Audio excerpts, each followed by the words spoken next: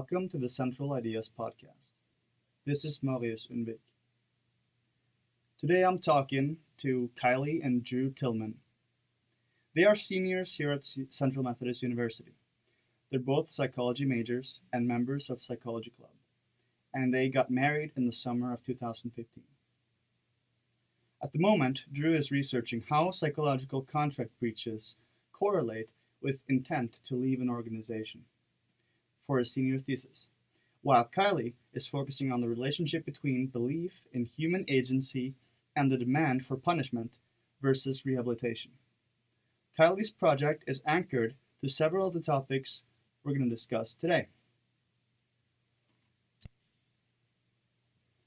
All right, guys, thank you for coming. Thanks for having us.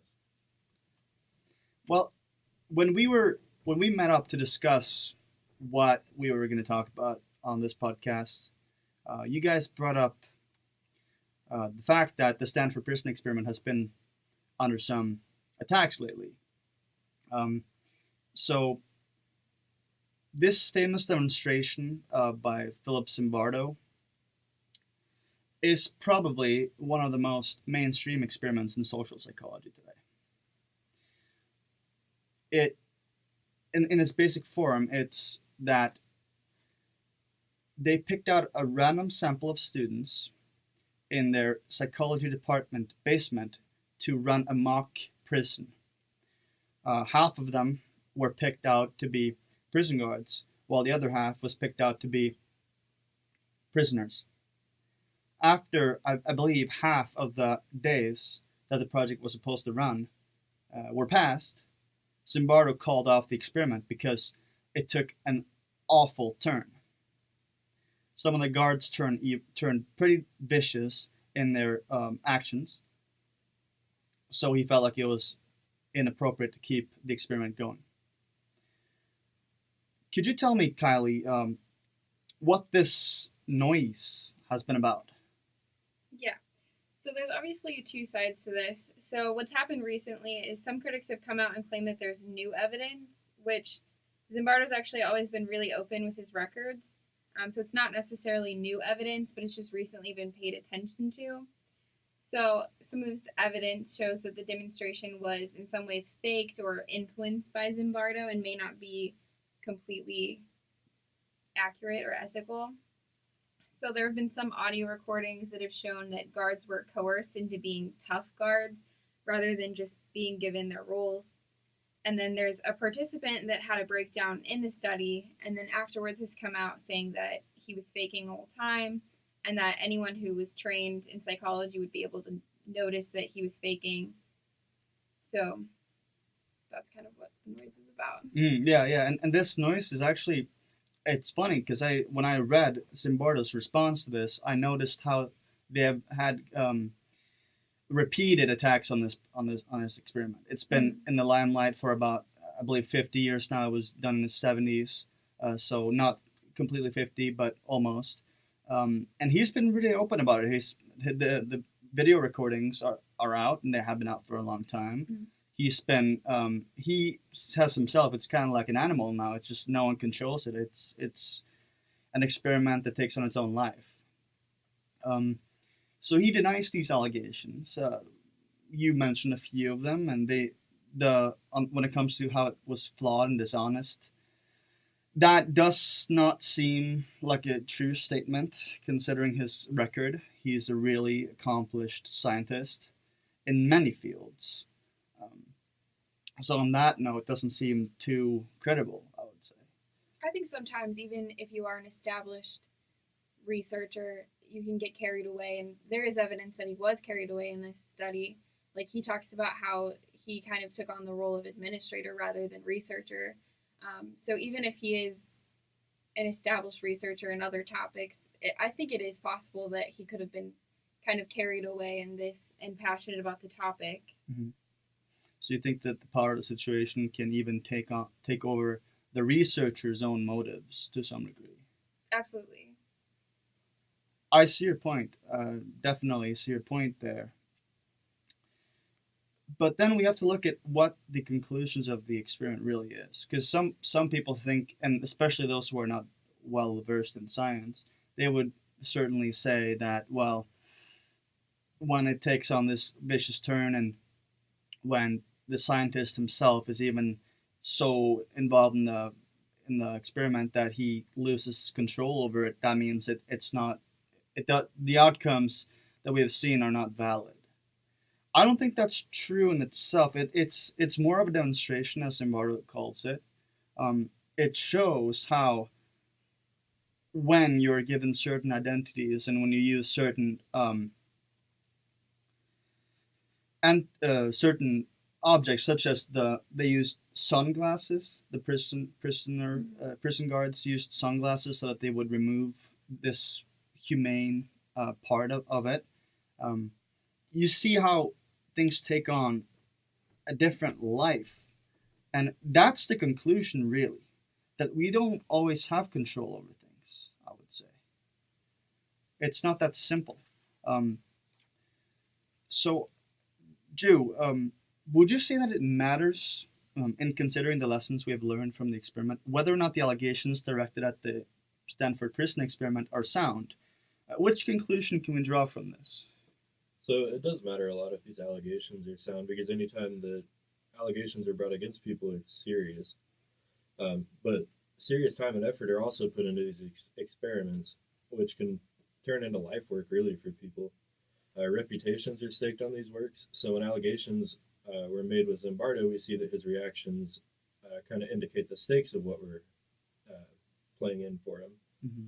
So, like, he has a reputation of a leader in this branch of research, and like he's been an expert witness in trials pertaining to incidences of authority and obedience, which stemmed from his research in the field. So, like, he was an expert witness on like the Abu Ghraib prison cases, Mm-hmm. and he testified for one of the leaders of Abu Ghraib and their prison there, in order to get him a shorter sentence, because, I mean, based off of his research, we see that people kind of go through like de-individuation and they react differently in situations like that. And so it is good to question things in experiments, but we must be wary of false allegations and how they can impact careers and reputations. Zimbardo said he was never perfect, but he never said it was either. And that's really what psychology boils down to, is taking people's work and expanding the areas where limitations occurred. Certainly. So even though the allegations were proven false, it doesn't mean that the demonstration is useless. It certainly can't be. And I want to bring in a short, which relates to what you're saying, a short quote from Zimbardo himself. He said that the SPE, his experiment's core message, is not that a psychological situation of a prison life is the same as the real thing, or that the prisoners and guards always or even usually behave the way that they did in the SPE. Rather, the SPE serves as a cautionary tale of what might happen to any of us if we underestimate the extent to which the power of social roles and external pressures can influence our actions. He's admitting that even though you could replicate this and the same thing didn't happen, that doesn't that's not self-evident that it would happen again. That's what he is admitting. But at the same time, he's asserting that this shows that things can go awry in many situations. Maybe not all, but in many. And the reason I ask you this question, Drew, is that there are a lot of other experiments that show kind of a similar result, like the Milgram experiments, for example. If you could give me a short briefing on the Milgram experiments, that would be nice. Yeah, so Milgram brought random people in off the streets to do a test where they would shock another person. This other person ended up being a Confederate in the study, but the participant was not aware that this person was in on it. So Milgram would have them answer word pairings, and if they were incorrect, the participant would have to shock the Confederate. The voltage actually ended up getting pretty high. At least the participant believed that, but the Confederate was not actually hooked up to any of the voltage meters. There's an actor, right? Right. Yeah, That's what I mean by Confederate. Oh, sure. They were actors in the experiment that Milgram had procured. So as the voltage went up, the actor would simulate the shock, and so the participant could hear that, and they would maybe become wary of proceeding with the experiment. But Milgram would have a researcher there, and they would be prodding the participant to continue with strong verbal commands, telling them that they must go on, the experiment needed to continue. And so Milgram drew conclusions based off of how people act in situations where authority is instructing them to behave contrary to what they may morally believe. So I just want to be clear here. There's no actual coercion. Right. They're just prodding them and Yep. really just saying, well, you must continue in kind of a robotic, automatic manner. Yep. And I watched a clip from this experiment. There was a teacher, and he obviously saw that what he was doing was wrong. But then when Milgram said, you must continue, he said, what the heck?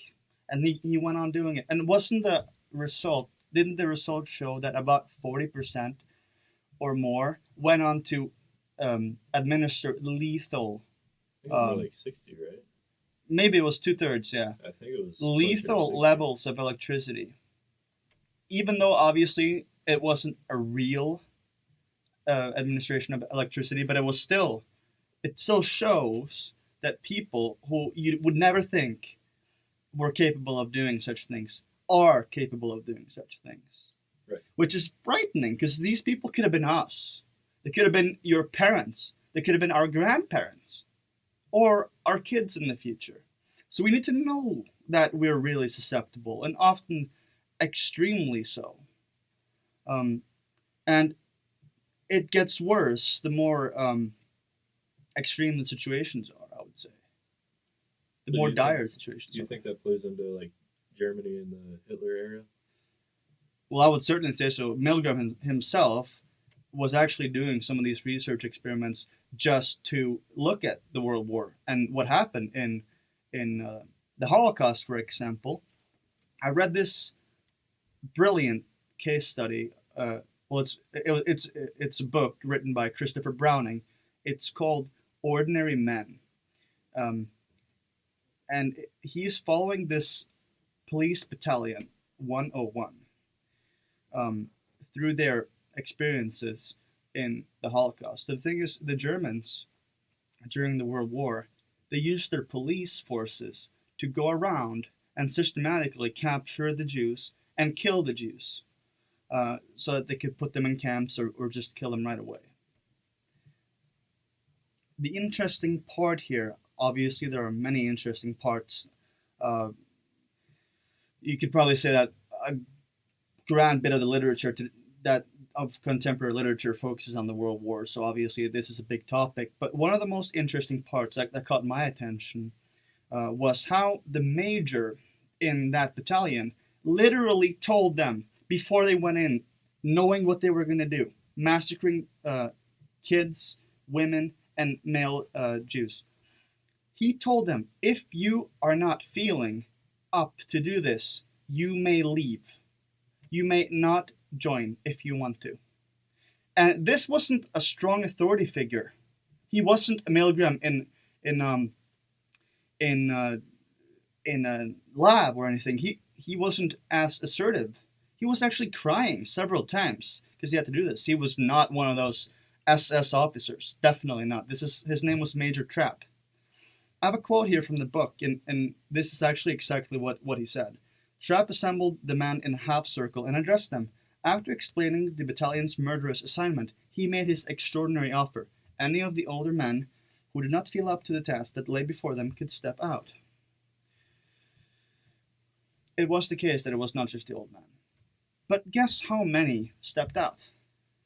It was between 5 and 15% of people. So we're talking, and it's probably lower than 15. It's probably around 10 or lower. So we're talking 90% conformed. They just conformed. They were fine. Or they defied to authority, or had deference to authority, rather. So this shows that in real situations, dire situations, even though you're safe to leave, you might still go on to do things you would never do if you weren't primed to do so. And this is, to me, it's horrifying. Because think about it. If we were there, what would we have done? Would we have been in the 90% of people or 10? What's more likely? It's likely. Yeah, it's hard to say. It's likely that we would have been among the 90% considering the odds. It's not certain, but the power of the situation is not insignificant. Yeah, I think that's a really good case for de-individuation. So the idea that these people are in a group, and even though someone is giving them an out, they're still feeling the power of there's a group of people who are wanting to do these things, and I have this role to do this. So even though I have an out, I'm still in a group of people who are wanting to do it. So I'm feeling disinhibited, and like I'm able to do it because I'm not really thinking about myself. I'm not aware of what I'm thinking and how I truly feel about it. I'm thinking more of like, as a group, we have to do this. So like carrying out orders, so to speak, right? Or an objective. Yeah. And more than that, just being, even if there were no objective, just being in a group and not being aware of yourself and your own thoughts can definitely lead to you just following the group. It's easier, right? Because you abandon responsibility for your own actions in a sense. Exactly. And that is part of what we're going to go on to talk about soon. Not quite yet, though. What do you guys think are the reasons for this? Browning suggested that there are obviously a plethora of reasons. You have some people suggest that it's merely because of racism and antisemitism. So ethnocentrism in that sense. But that doesn't seem very likely, actually, because when you look at it, many of the Polish people were much more anti-Semitic than the Germans were. This doesn't seem very likely, obviously, but I've read some books, among which The Painted Bird, and also this book. The main parts of the Holocaust actually took place in Poland. At least a lot of them did. Auschwitz, for example, is in Poland. Many of the massacres outside the camps were in Poland. So what do you guys think are the reasons for this? Is it about cowardice or conformity or deviance? Or what is it? Fear of deviance? I do think it would largely be conformity. Do you want to speak on it? I don't think that every single person would have just been racist and like up in arms ready to kill people. I just think it was conformity largely, and kind of like what I was already talking about of just like de-individuation and the power of just being in a group. But in the final sense, if you look at it, it's still the individual holding the gun, shooting the kid. It's still his fault, and he still does it. So it still does, despite having a lot of external pressure on you and a lot of internal, you could say, protest from your conscience. You still do it. So it does say something about your morality nonetheless, I would say. So in the very end of the analysis, is it just malevolence, you think? Evil? I think that's a really tough question. Well, it's not easy to say. Nietzsche, for example, he talked about how you're not a moral person just because you do not do something that's vicious. He says that if you're not capable of committing horrible actions, then not doing them only makes you a coward. So if you're very naive and very agreeable, you wouldn't hurt anyone no matter what, perhaps because you're scared of doing so. So if you don't do it, it doesn't mean you're virtuous. It means you're just a coward. Whilst if I were able to kill someone and didn't do it, then that's virtue because I'm restraining impulses which are very strong. And certainly, that certainly is a good point that Socrates was looking at as well, how cowardice is part of morality. So who do you guys think is the coward? The man who goes on and shoots someone, or the man who steps out? Because the man who stepped out was the one who was called a coward by the other soldiers. I think in a lot of ways that would be the brave thing to do. Stepping out. Yeah, to step out from what everyone else is doing. Mm-hmm. And in a lot of ways, there's so many factors if you're talking about World War II, but there's a lot of, obviously, indoctrination. These people are thinking in terms of in-group and out-group. They're not thinking in terms of humans. Mm-hmm. It becomes kind of a dehumanization of your enemies. Exactly. Mm-hmm. And that's very typical in war. Very typical in war. Perhaps we should move on to talk a little bit about replication. That's actually kind of the problem we've been discussing all along with how the experiment has been questioned.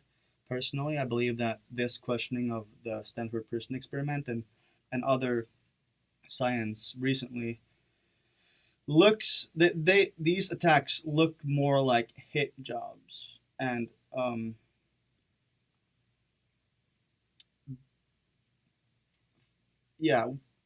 claims without a proper foundation than anything else, to me. They often do, because these journalists, they're not scientists.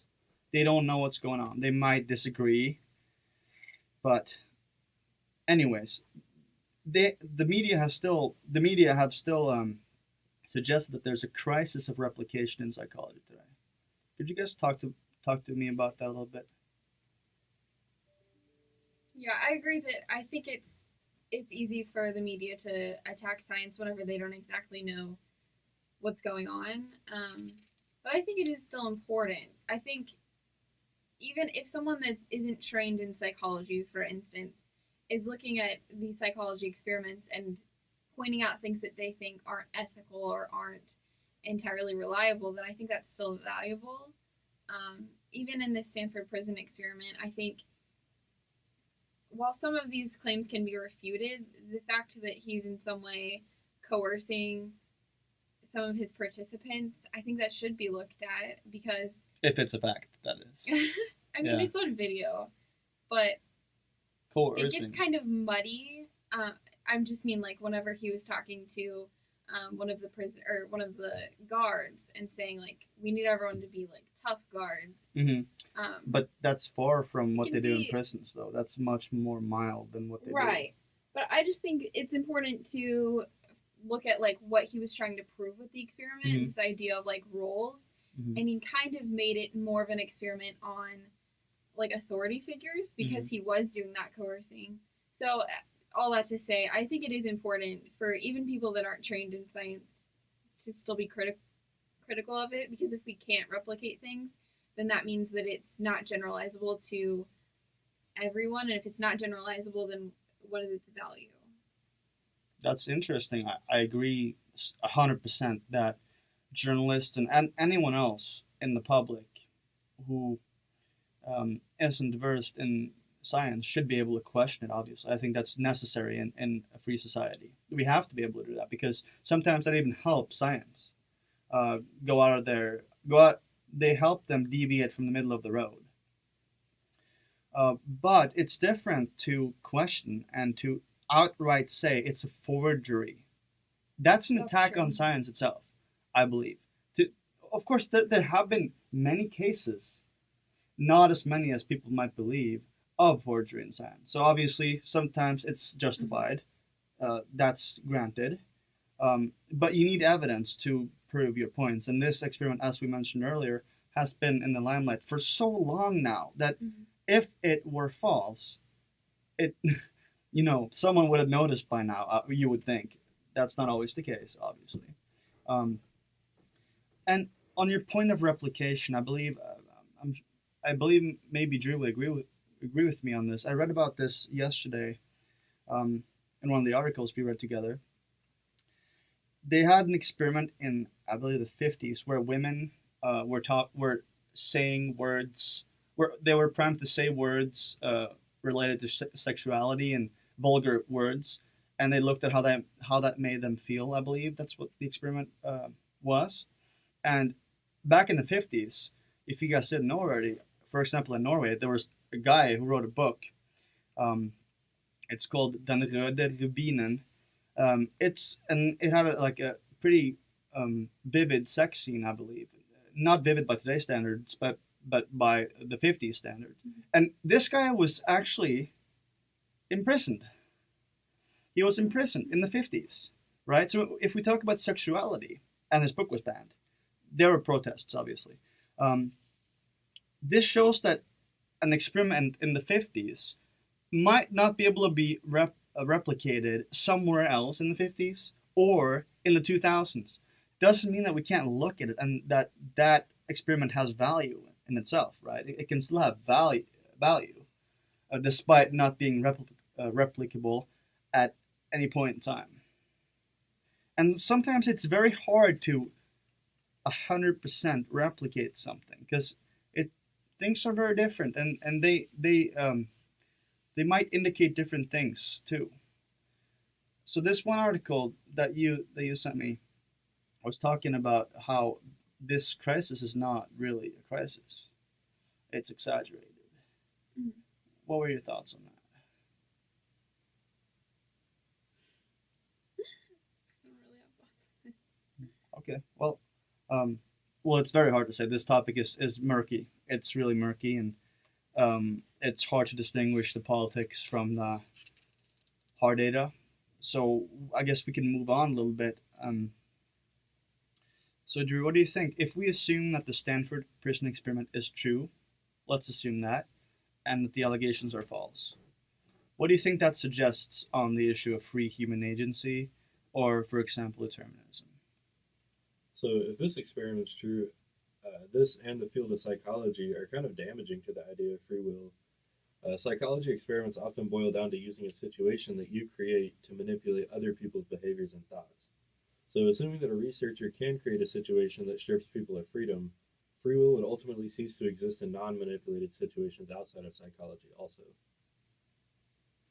Yeah, it does certainly indicate that many people were completely acted like someone else, right? They completely acted out their inner animalistic drives almost. One of these guards, who was the one they say acted out a role or something, he said himself that he was acting out something he had seen on TV, John Wayne, in one of his movies, and he was being tough just to see how people would react. But he did some vicious things. He asked them to do push-ups like all the time, and he locked one of the guys who went on a hunger strike, into a little room and totally induct like solitary confinement basically for a long time. And this is on tape. This is not an act in itself. Like, he is doing what he wants to do in that specific instance, and he talks about it afterwards too. Like, he didn't recognize himself in a sense. Right? He had his excuses, obviously, because you can't look yourself in the mirror the same way after that. But as you're saying, Drew, I mean, it does suggest that human agency is not as significant as we would think. But I think in that situation, though, you also have to look at, like, if his behavior is actually manipulated, or if he just like was exercising extreme free will. I mean, because if he chose to act like a character, like that's his choice in the end. Like, no one manipulated him to act like that. Like, he just saw something that he thought would apply to this specific situation and chose to apply that. I love your point. That's a really good point there. I didn't even think about that. Yeah, maybe it amplified his free will. Maybe it allowed him to be the way he wanted to be. That's definitely possible. I mean, why wouldn't we, if we had all the power that we were granted, use it? Yeah, so I think that, like, in lots of situations today, like, we are kind of manipulated to behave in certain ways. So, like, inside the classroom, like, you have to act a certain way. Like, it's just, like, essentially what you're taught to do from a young age. But, like, if all of a sudden anything goes in the classroom, like, I'm sure our behavior would all be different. Like, if we had actual free will over what we can and can't do in social situations, all of a sudden, like, everyone's not going to be doing things that are like social norms anymore. Precisely. And that's also what kind of differentiates his experiment from a real prison, because in a real prison they could get fired for doing things, and obviously his prison guards could get kicked out of the experiments too.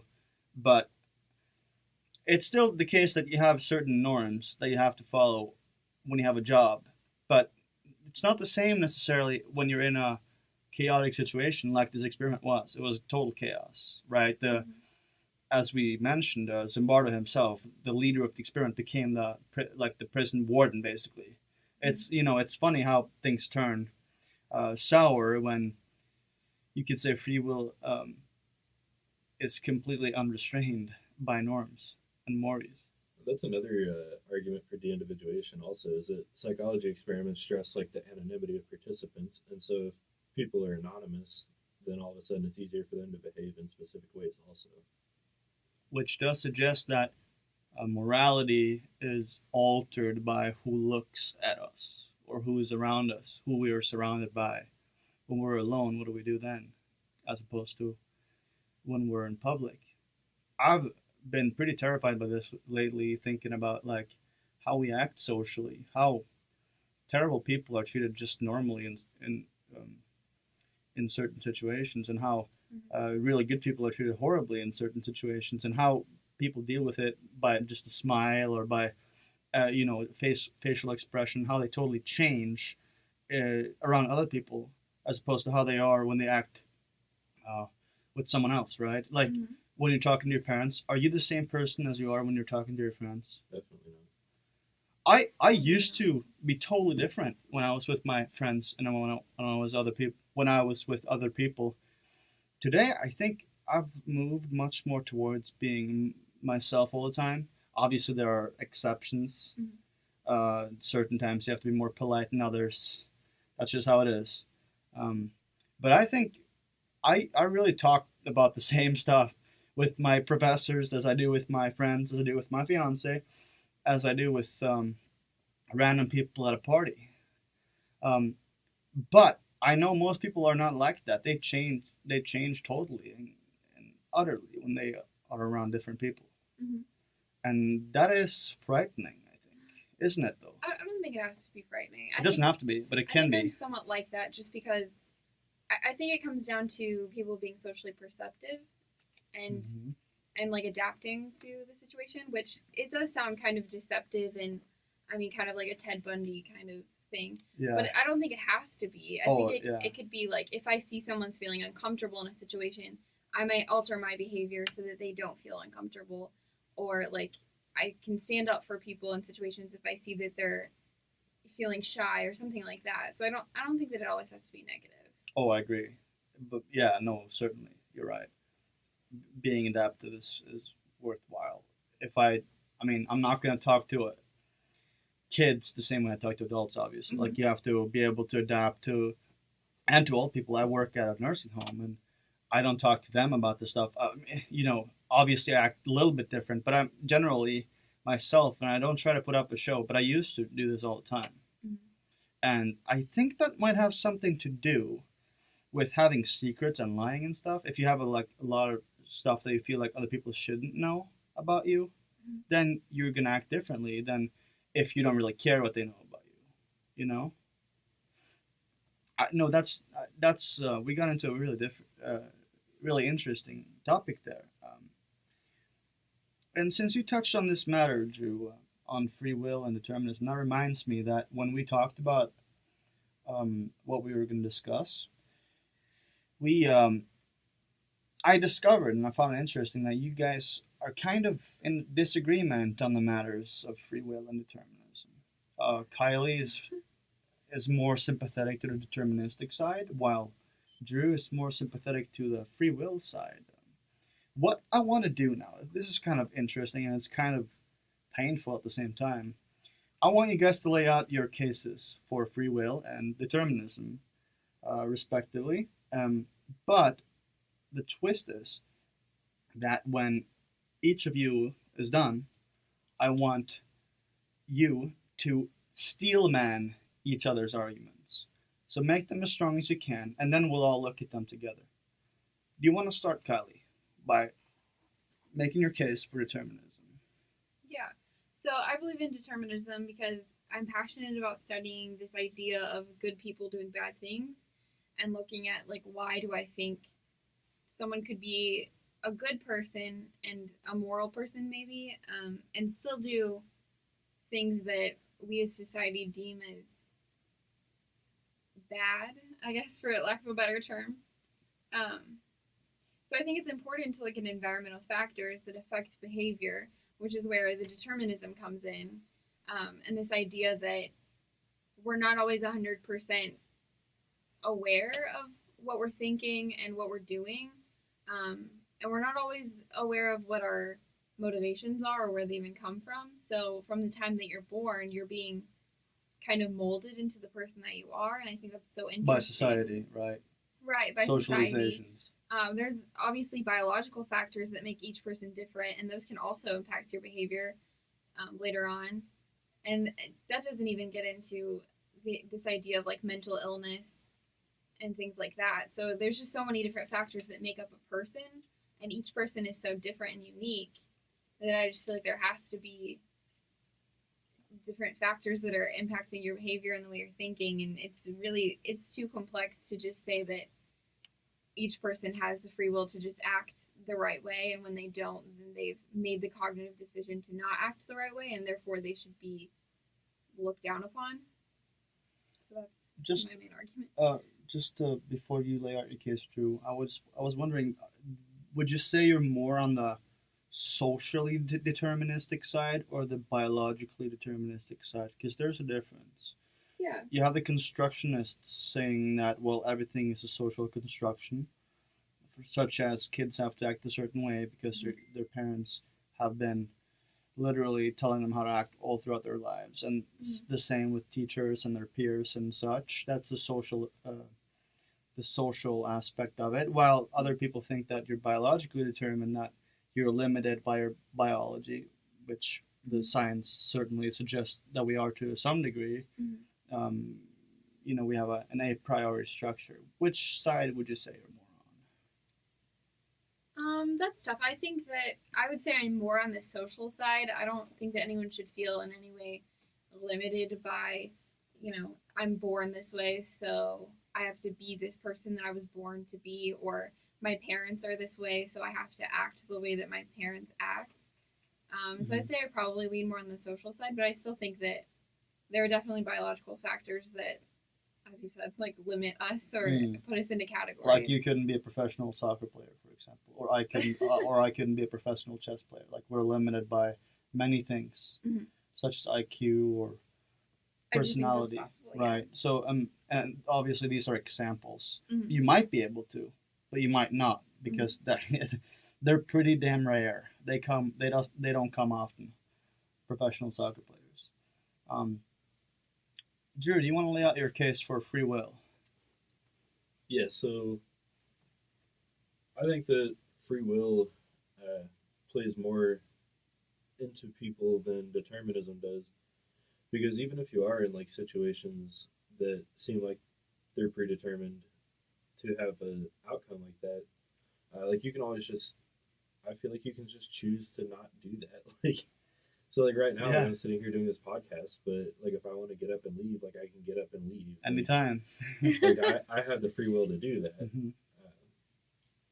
So I don't know, like you said, like you may not have the free will to go out and be a soccer player, but within reason, like you can choose what you'd like to do on a day-to-day basis.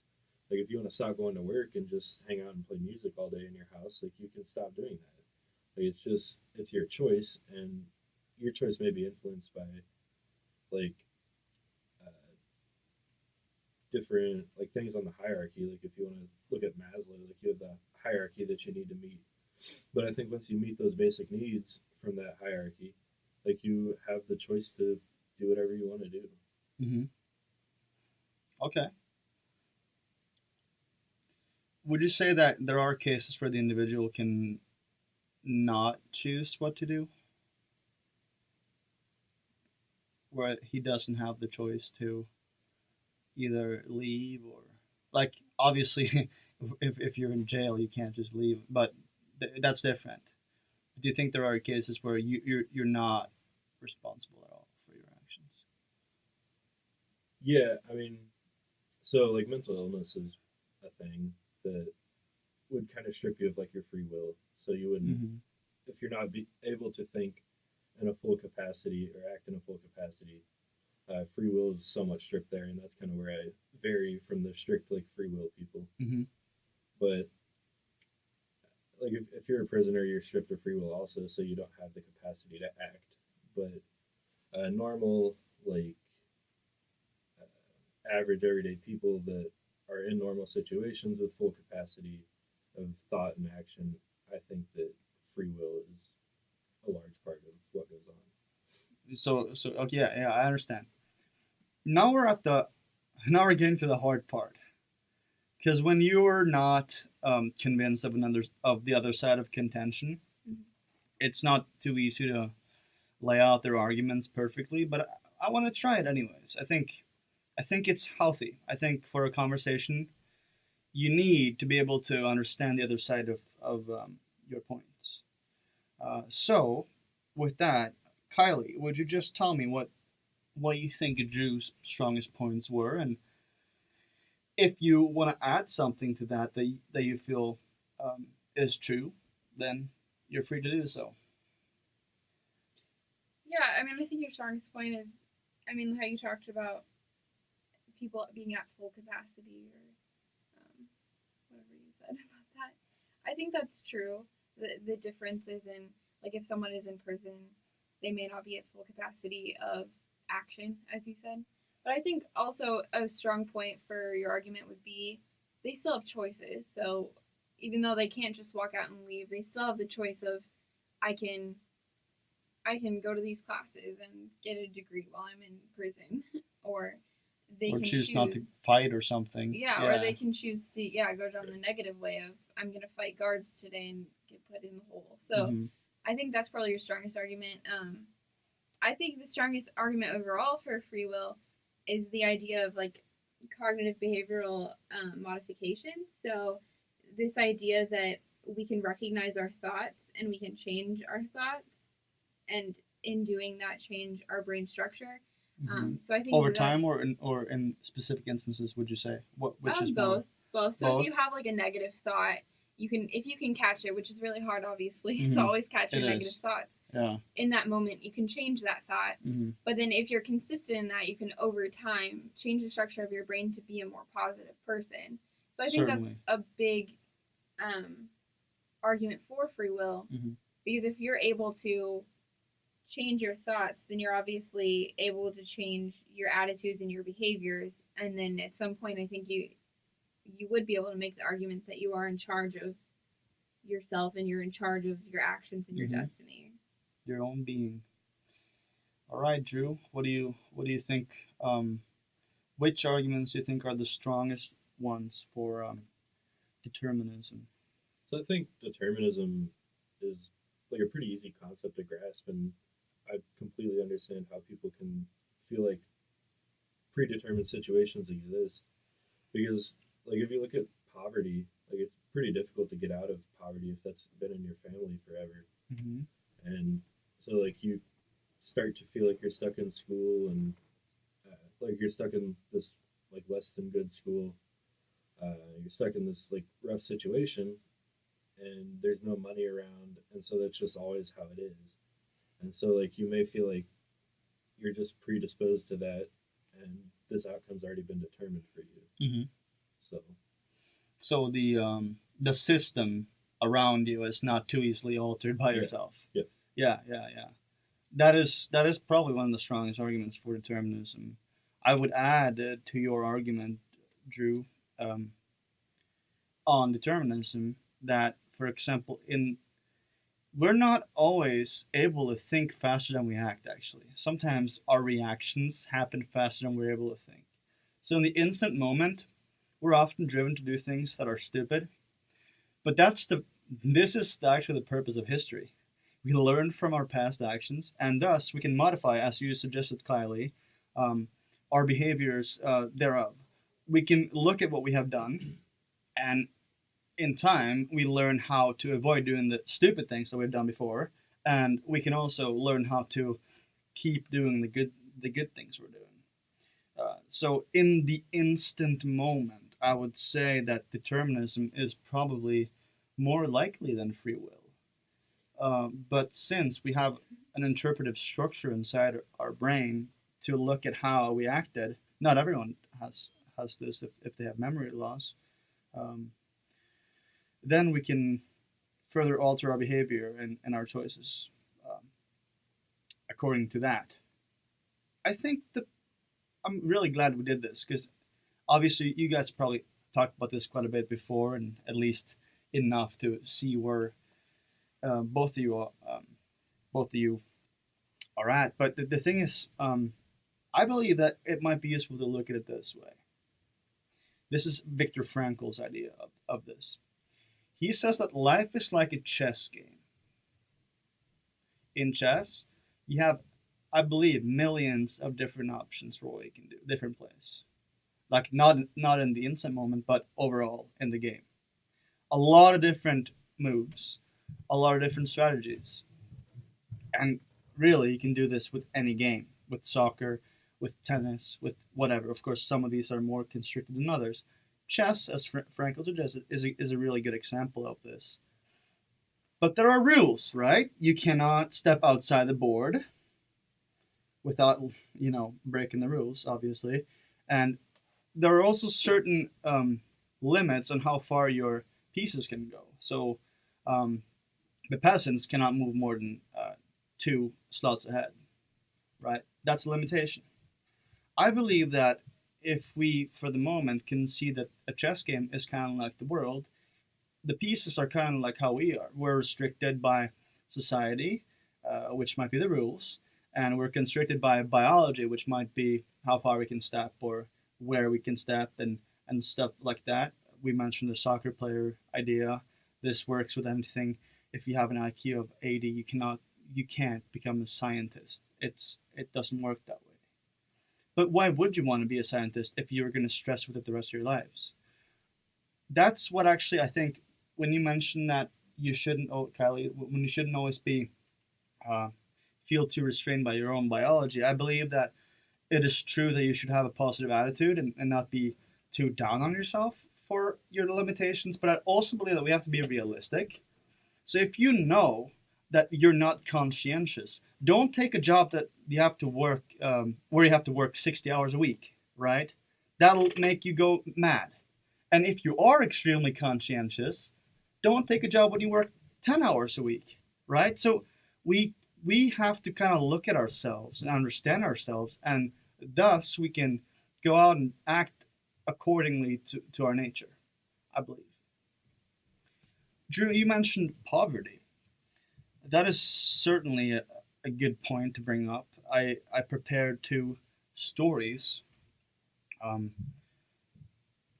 from situations of poverty. I have one tramp or a homeless person from Britain who has a positive attitude, and another who has a fairly negative attitude. These stories I took from George Orwell's Down and Out of Paris and London, his first novel. It's a really interesting book if you guys ever want to check it out. Really short book too. So the first character is Bozo, and these are real characters. This isn't a fiction.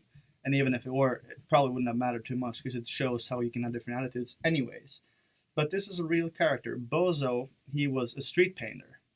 And he had fallen off a stage in Paris when he was working there, about 40 feet down, and he smashed one of his legs to pieces. And ever since, he hadn't got help. This was back in the 30s, so you didn't have the social security nets and the insurances in the same way.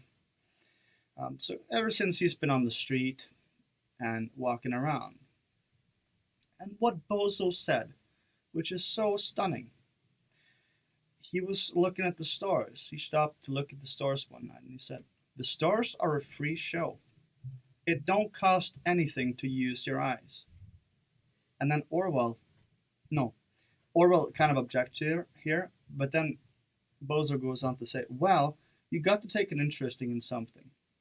It don't follow that because a man's on the road, he can't think of anything but tea and two slices. Tea and two slices is what is the cheapest way of getting food when you're homeless in Britain in the 1930s. It's the cheapest way. You go around and use meal tickets. So later, Orwell says, well, I found just the contrary. It seems to me that when you take a man's money away, he is fit for nothing for that moment, because you take away a lot of his opportunities when you take away his money. Then Bozo goes on to say, no, not necessarily. If you set yourself to it, you can live the same life rich or poor. You can still keep on with your books and your ideas. You just got to say to yourself, I'm a free man in here. And he taps his forehead, and you're all right, is what he said. This is a man who goes on and lives on like so little money today we can't even imagine it today. Hungry all the time. And I'm not advocating that, obviously. It shows what humans are capable of. What I found interesting was what comes right after. Orwell's other companion, when he was walking around in the streets, was Paddy. Paddy was an Irishman. Paddy, he walked around picking up cigarette ends from the ground and smoking those. That's how far down he was. He had an eye for cigarette ends like no other person did, and no one else would have thought, well, I can pick this up and smoke this little end of a cigarette. Well, certainly thousands of them did. But Bozo never did that. He never allowed himself to go that far down. Paddy was also really resentful. He was complaining a lot about his own situation. Very, very resentful and bitter. And Bozo wasn't a perfect character, obviously, but you saw what he said. It's really, really interesting, I think. I think what we can learn from these stories are that men like Bozo, they remain and keep a certain dignity. And that choice is always ours, to keep our dignity. Because we have that in our heads and in our bodies, the way we act. We can always choose not to, as Drew pointed to, not to steal or not to do something, right? We have this inhibiting function in our brains. Or we can go totally down and be resentful. And this is something I talked to Gold about. You guys know this, about responsibility. And in the final sense, it seems to me that we're always responsible for what we're doing. And even responsible for what other people are doing. It's not our fault that other people do something bad, but we're still responsible for cleaning it up. We're responsible for helping other people if they're in trouble. It's our responsibility.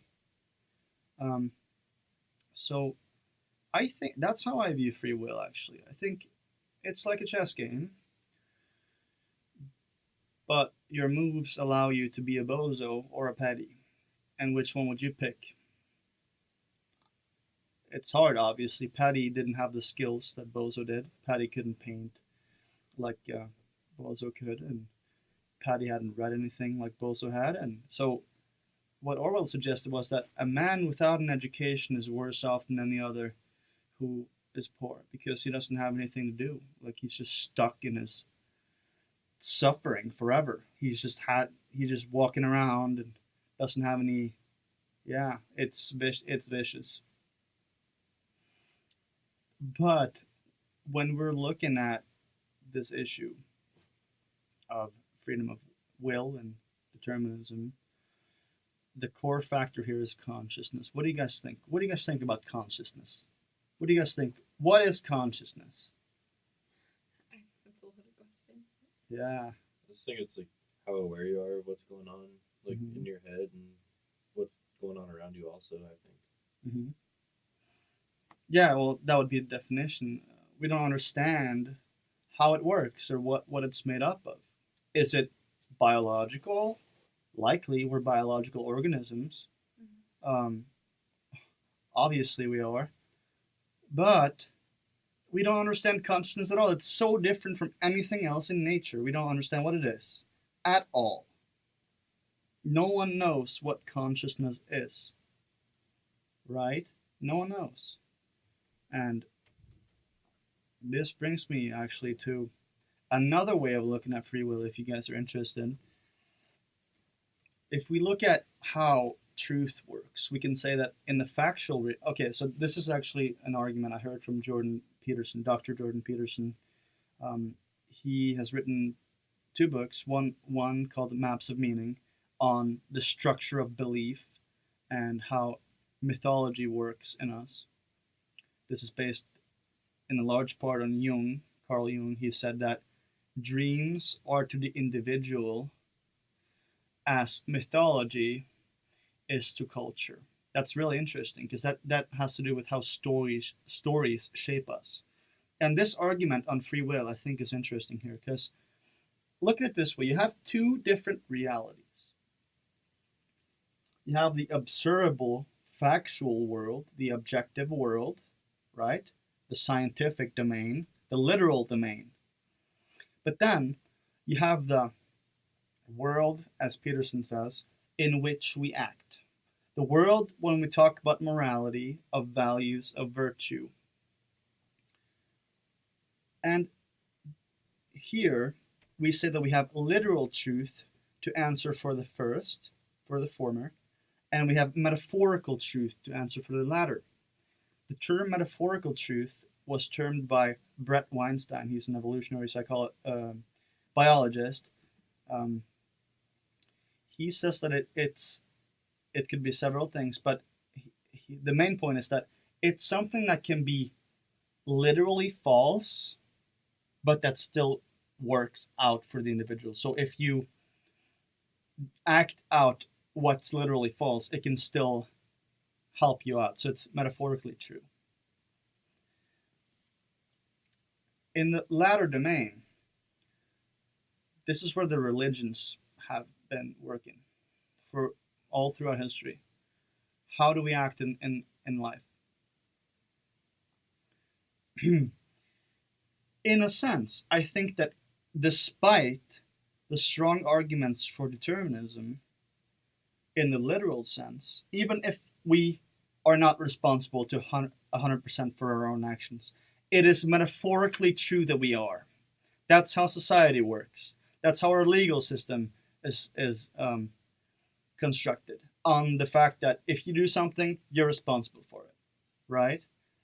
If you're in a relationship and you do something, you're responsible for it.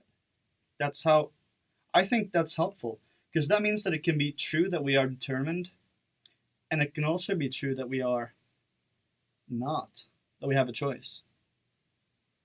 What do you guys think about that? It's pretty technical, I'm sure. Yeah. No comment? Well, but it does make sense, don't you guys think?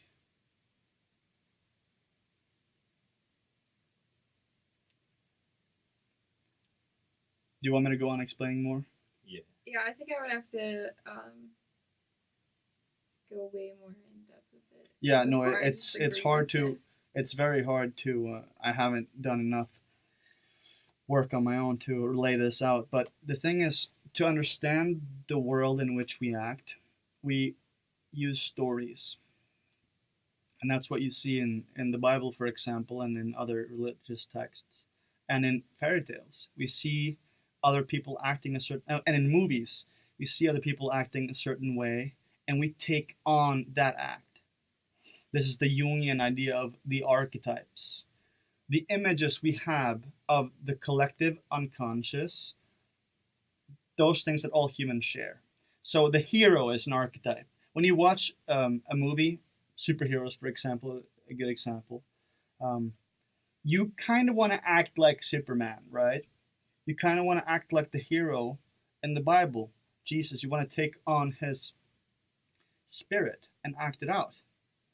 That is the realm of the world in which we act. I think it's very helpful to see it that way, because the metaphorical truth really helps.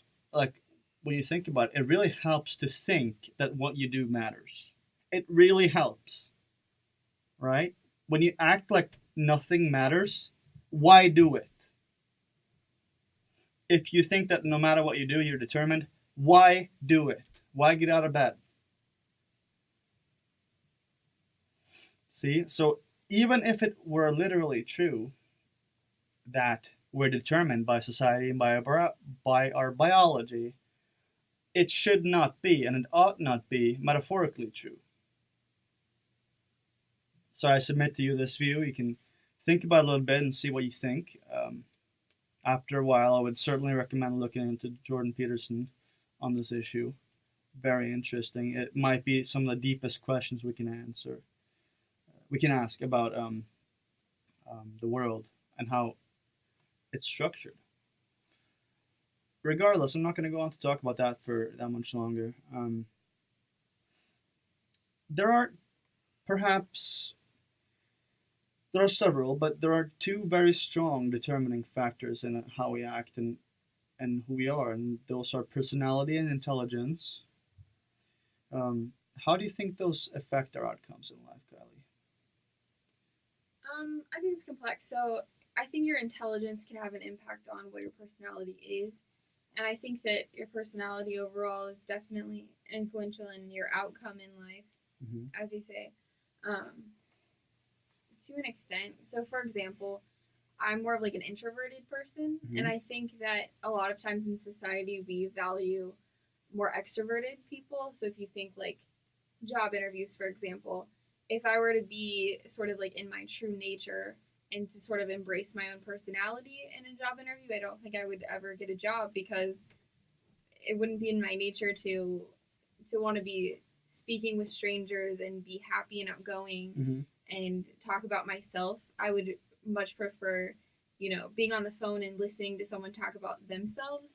Then so going out and sticking your head out. Yeah. Right. So I think personality is so important in how we end up in life.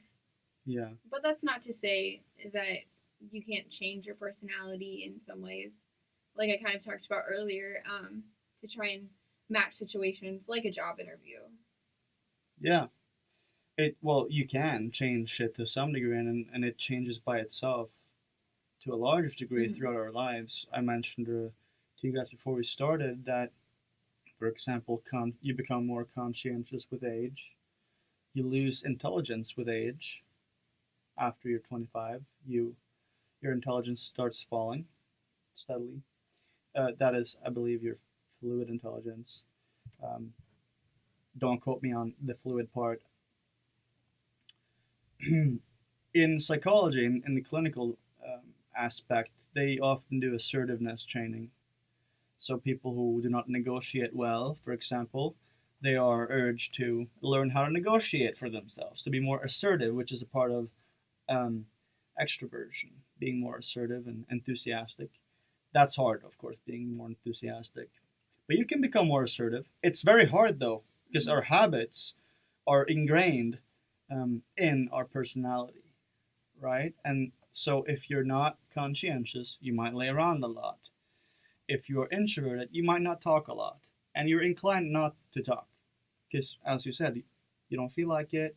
Perhaps sometimes to some people it's just scary, and they're kind of on the border of extroversion and introversion. So if they have a successful talk one day or a conversation, they start talking more. So of course there are, different social aspects here as well.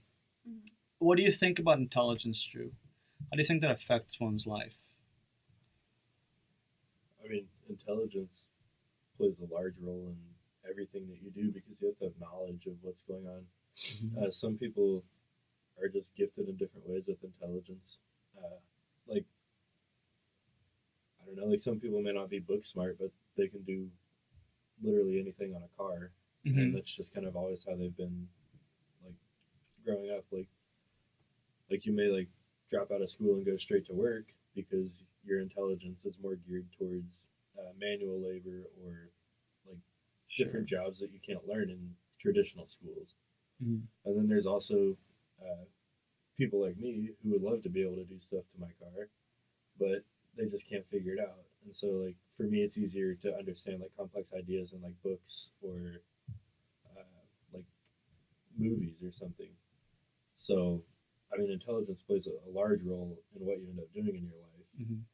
And so, tying that back, that could also be another good argument for determinism. is your Yeah, intelligence levels. intelligence is a really good argument for determinism. It really is. Um, I listened to an IQ researcher. He's done work on IQ and neuroscience. His name is Dr. Richard Heyer. He said that according to his research, if you have an IQ of less than 86, which is, by the way, about, I believe, 20% of our population, that's pretty high. Then you cannot, the way our society works, hold a job that will pay for your life expense, that will cover your life expenses and how you live. And I don't think people can. And IQ, we should mention, is far from the only good thing about humans. You're not more virtuous if you have a high IQ. Certainly not. You're you're not, as Drew mentioned, better at physical activities necessarily based on IQ. You can be, and physical activities can help your IQ. It conserves your IQ. But that goes to show that if you're dealt a certain hand, you can't just put a few more cards into your hand because that's not how the rules work. You're given a certain this or a certain that, and you have to work with that, right? So it's tough. IQ is certainly a determining factor in many things, and it is, according to Dr. Peterson's research, I believe, yeah, it's the number one factor in success. After that comes conscientiousness, which is about half of that, and the third factor, largest factor, would be low neuroticism. So if you're low in neuroticism, you're more likely to be successful. And these are not insignificant parts. Our personalities are, to some degree, maybe to a large degree actually, shaped by our upbringing the first 4 years. But they're also very idiosyncratic. They're unique. We are ourselves. We're like no other people in the world. We might be very similar to them, but we're not like them. Even I believe even twins have different personalities sometimes, or often, maybe all the time. I'm not too versed on that, but so you guys, would you guys agree that these are not easily altered? These strong biological things, our embodied nature. It's not easy to alter. Yeah, I don't think so. Yeah, I think so because I'm shy and like introverted, but I mean a majority of what I'd like to do in a career involves me to be extroverted. Like I'd like to dabble in sales eventually or something. Mm-hmm. It's like something that would like force me to get out, but because I'm so introverted, like talking to people and like putting myself out there is just extremely difficult. Yeah. And it's like I don't know, it's almost like grueling to try and teach myself how to get out of my shell and learn to do this specific job that I'd like to do. Mm-hmm. You know that's a good example when it comes to picking, a line of work. Certainly, it's not easy to pick a job that you're not suited for according to your personality.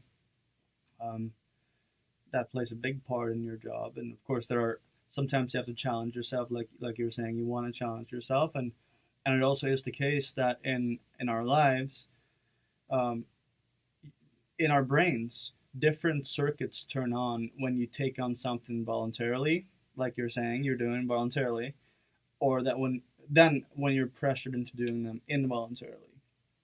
Um, So if you were forced through to be a salesman by your parents, that would be totally different from when you're picking it yourself. You're more likely to succeed if you pick it yourself, and you're more likely to be healthy if you pick it yourself than if someone else forces you to. That brings me to your research, Drew. I'm really interested in this topic. Could you tell me about your research thus far in your senior thesis? Yeah, so I'm looking at how psychological contract breaches correlate with intent to leave an organization.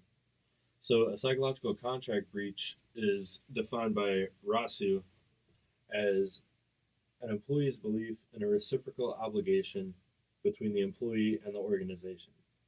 It's very, very important to note that the psychological contract is subjective in nature, and it just depends on the employee's point of view regarding what their obligations are and what the obligations that the organization must fulfill. So, like an example of this initial exchange when you enter a psychological contract would be that the organization's there to offer a job, and the job applicant, when they accept that contract, is accepting the employment. And so this promises that they're both subjective, and the employee normally assumes that the contract is made in good faith, fair dealing, and trust.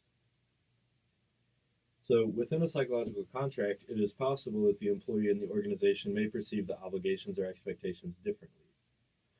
So the employee may believe that hard work is defined by diligently completing all of your assigned tasks within a 40-hour work week. Well, the company may define that differently. They may define it as working the 40-hour work week, and then hard work may be described to them as all work completed after the 40 hours on nights or weekends. So there can be different expectations between employees and the employer. That also brings you to transactional and relational psychological contracts. So transactional contracts are based on economic or extrinsic factors. They tend to be specifically defined, and the time frame is finite and short term. So transactional contracts, people that enter those may expect financial and material exchanges for their work with a short-term commitment to their obligations. So, for example, sales employees may expect to get like a little spot bonus if they reach their sales goals for the week. So the financial incentive or the monetary compensation is what motivates the employees. It doesn't vary over time. A transactional contract doesn't. It has a very narrow scope. It's public and observable by others, so other people can see what the goal is, what the outcome is, and then they're associated with career motivations on the part of the employee. So, in general, like to sum up a transactional contract, it's based on financial reward, money, and being paid on time, and that was researched by Ballou there. Mm-hmm. A relational contract, on the other hand, is more of a relationship with the organization as opposed to economic exchange. So it's developed through non-economic, socio-emotional, and intrinsic factors that are founded on trust and organizational commitment. It's very open-ended, indefinite, dynamic, and has a broad scope, and it's not apparent to everybody. Mm-hmm.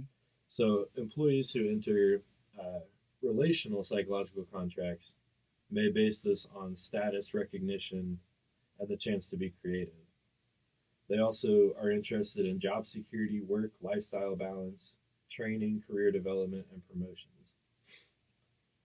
So these employees would expect like a good job or a congratulatory email when they finish their project. Yeah. They may also value jobs where they're able to be creative in their work. Mm-hmm. So what we've been looking at, well, specifically, I guess just me because it's my research, but there's a high likelihood that when there's a psychological contract breach, people feel less satisfied with their jobs, they're not interested in the organization anymore, and their intent to leave significantly increases. So if the employee perceives that a breach has happened, they're extremely likely to leave the organization. How likely? In my recent study that I finished up, it was, I think, 0.651.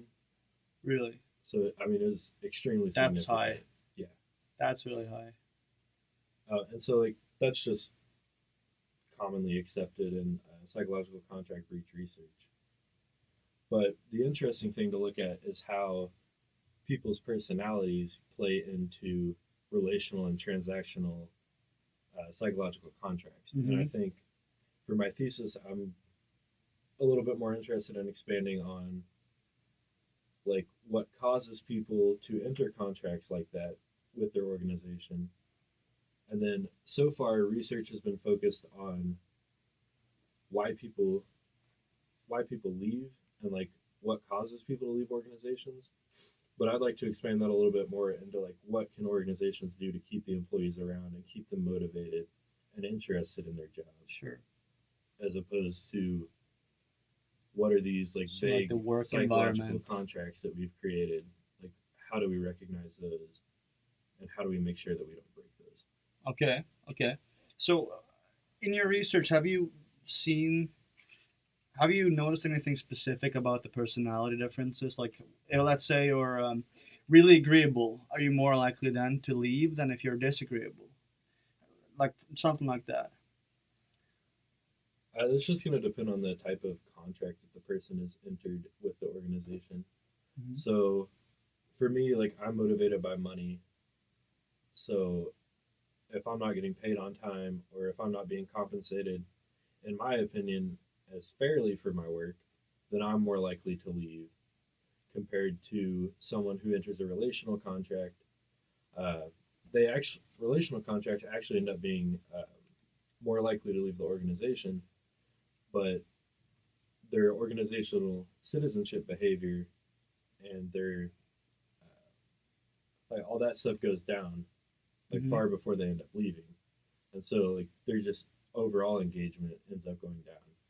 And so, looking at the personality differences, it would be important to understand what employees you have also and figure out the type of contract that you're in with them and make sure that you're avoiding anything that could breach that. Sure. And I would think that if you're less assertive, if you're more likely to take shit and not do anything about it, then you are less likely to leave, I would think. So if you're very extroverted, extroversion can be split into two. It can be assertiveness and enthusiasm, right? So if you're very enthusiastic, but very low on your degree of assertiveness, I would think it makes sense. So you're less likely to leave them because you have more positive emotion, the enthusiasm part, obviously, and you're less likely to say no.